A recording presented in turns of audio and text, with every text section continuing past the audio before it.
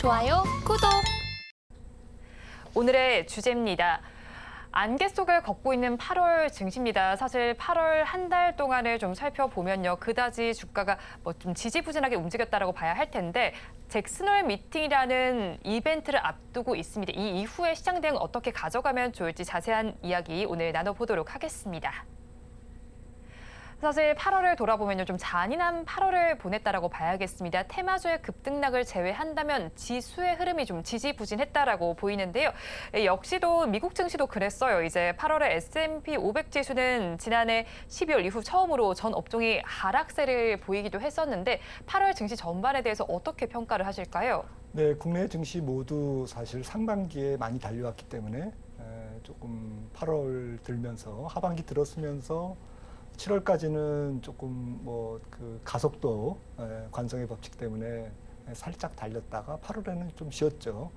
쉬고 있는데 이런 부분들은 좀 전반적으로 조금 주도주라고 할 수 있는 종목들, 미국에서는 AI 관련주, 또 한국에서는 2차 전지 이런 주도주들이 조금 기술적인 숨고르기 상태에 들어갔기 때문에 지수 전체가 좀 조정을 보이는 상태였고 어제 미국장은 이제 엔비디아가 다시 또 시동을 걸면서 새로운 또 장세 국면으로 들어갈지 이제 좀 기로에 놓여 있는 그런 상황인데 한국도 이제 물론 이제 AI에 관련된 이런 그 수혜 종목들이 있습니다만 반도체를 비롯해서 아직까지는 좀 미국 장세에 따라서 조금 방향성이 결정되는 아직까지는 조금 방향성이 완전히 결정됐다고 볼 수는 없고 그러다 보니까 조금 많이 올랐던 종목 중심으로 차익 실현이 되는 그런 조정 장세가 8월 장세의 특징인 것 같습니다. 네, 많이 올랐던 것 위주로 조정되는 장세가 8월 장세의 특징이다라고 정리를 해주셨습니다.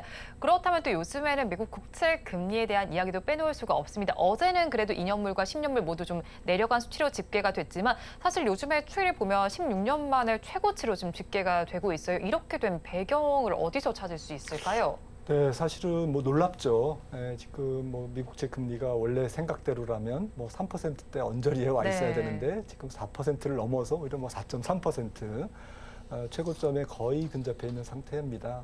그런 이유는 아무래도 미국 같은 경우에 아시다시피 성장률이 굉장히 좋지 않습니까? 네. 1분기 성장률이 2.0이었고 2분기가 2.4. 그리고 3분기가 지금 예상은 애틀란타 연은 같은 경우에는 5.8.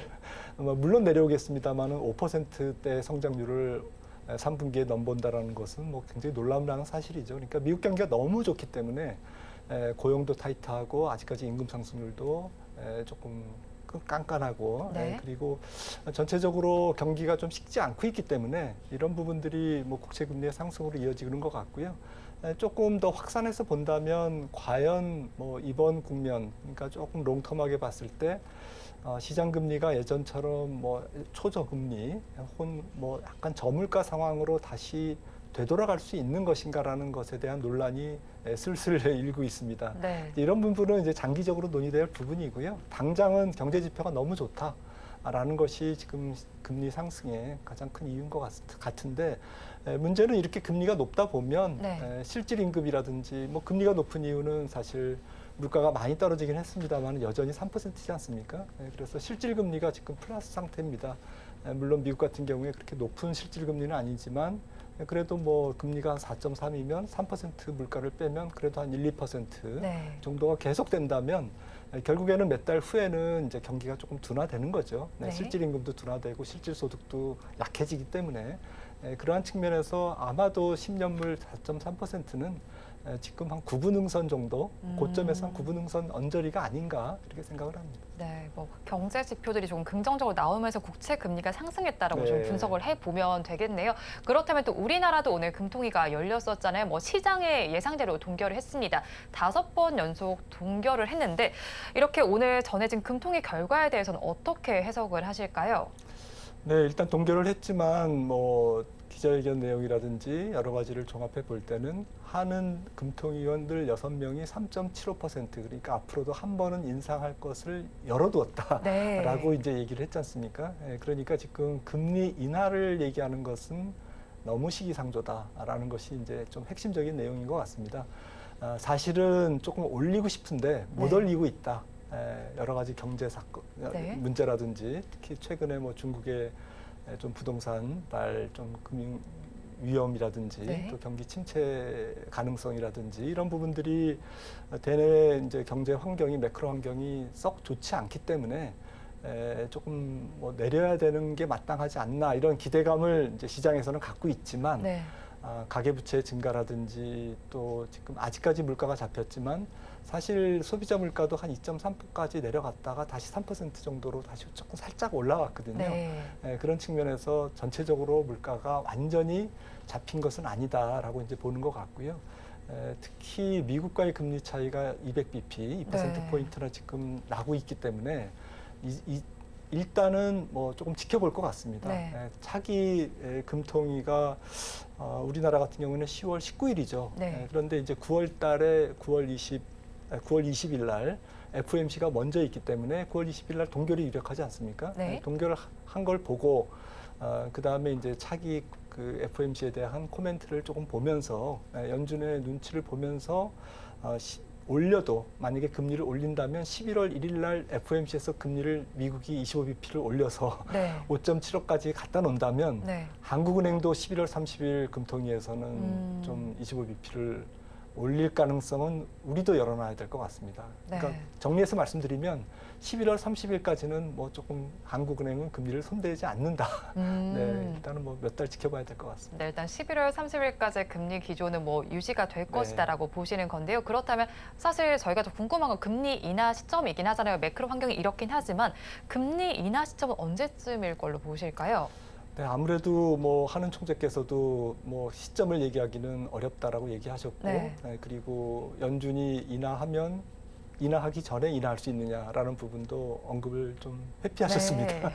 이제 그런 측면에서는 뭐 이해는 되는데 우리나라 입장에서는 사실 하느니 좀 딜레마에 빠져 있죠. 네. 경기 상황을 보면 내려야 되는데 가계부채도 증가해 있고, 네. 그다음에 취약 차주라든지 금융 건전성을 좀 염두에 둔다면 금리를 조금 내려줘야 부채율도 부채 비율도 조금 네. 높은 기업들이 좀 숨통이 트이고 자영업자들이라든지 또 중소기업들의 어쨌든 금융 사정도 안정되기 때문에 내려야 될 필요성도 있고 올려야 될 필요성도 있고 지금 양쪽이 충돌하고 있습니다. 네. 그런 상태에서 조금 한미 금리 차라든지 이런 부분도 문제가 되기 때문에 네.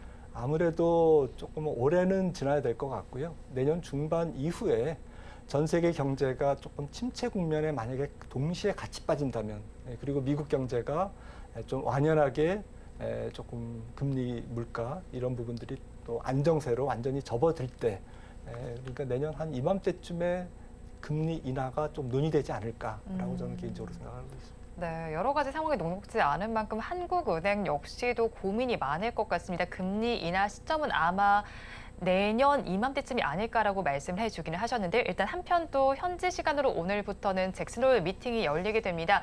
지난해에는 파월 의장의 입에 좀 많은 눈이 쏠렸었는데 이번에도 그렇게 될지 좀 궁금해요.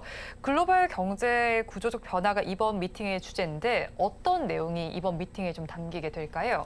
네, 사실 작년에 그 잭슨 홀 미팅에서 한 8분 정도 파월 의장이 연설하고 네. 주가가 한 7% 빠졌습니다. 그 네. 이후로.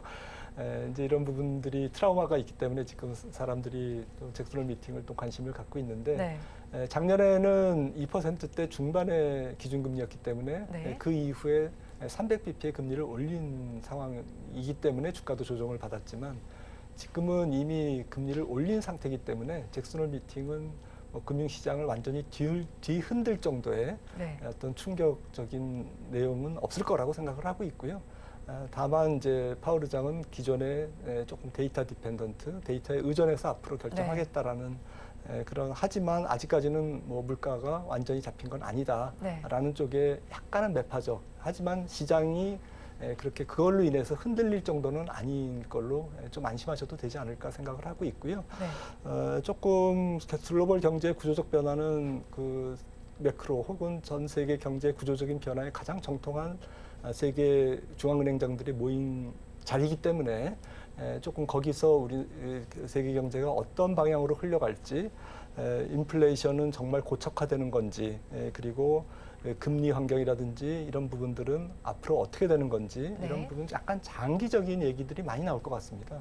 그런 부분들은 뭐 조금 매크로적인 그런 구조적인 변화이기 때문에 당장 시장에 영향을 주는 것은 아니고요. 네. 조금 참고 정도로 이렇게 이해하시면 될 것 같습니다. 네, 뭐 지난해 8월 의장이 8분 동안 발언하는 네. 동안 뭐 7% 빠진 것 같은 뭐 충격을 네, 얻겠네요. 네. 그렇다면 또 어제는 엔비디아가 실적을 발표했는데 굉장히 좋은 실적을 발표해서 시장의 예상치를 많이 웃도는 실적을 발표했고요. 거기에 3분기 실적도 긍정적일 것으로 전망되고 있습니다. 그러면 이렇게 엔비디아 실적이 좋다면 반도체 주에도 좋은 영향을 미칠 것 같은데 어떻게 보실까요? 네, 정말 엔비디아 실적은 어제 놀라웠죠. 네. 그리고 놀라웠고 뭐 매출액 같은 경우에는 YOY로 뭐 더블 이상이 나왔기 때문에 또 3Q 말씀하셨듯이 네. 가이던스도 굉장히 훌륭해서 거의 뭐 역대급이었습니다. 네. 그래서 좀 주목할 것은 뭐 젠슨 황 CEO가 얘기했듯이 새로운 컴퓨팅 시대가 도래하고 있다. 네. 고속 컴퓨팅과 AI 친화적인 생성형 AI에 걸맞는 그런 컴퓨팅 시대가 열리고 있다는 것이 저는 제일 인상적이었고요.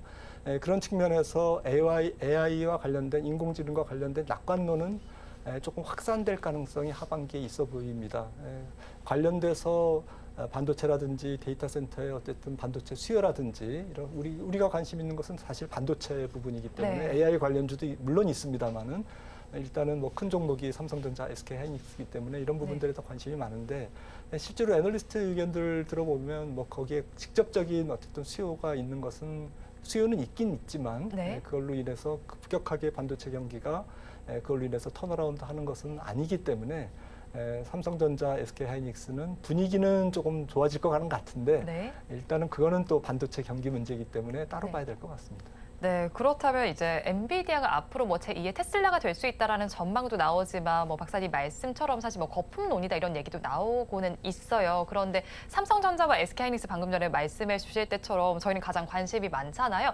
엔비디아의 이런 실적이나 뭐 주가 향방에 따라서 삼성전자와 SK하이닉스에 대해서는 어떤 전략을 저희가 짜가면 좋을까요?